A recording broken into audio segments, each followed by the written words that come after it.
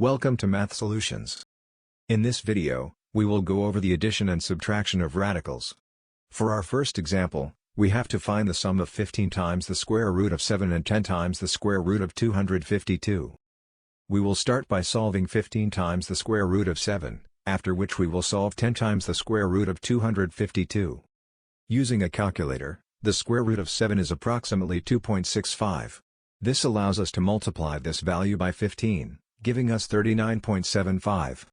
Repeating the same steps for 10 times the square root of 252, we find that the square root of 252 is 15.87. This simplifies into 158.7 when multiplied by 10. Adding these numbers together gives us the sum of 198.45. Our next example involves subtraction, in which we must find the difference of 22 times the square root of 72 and 11 times the square root of 2. The square root of 72 is 8.49.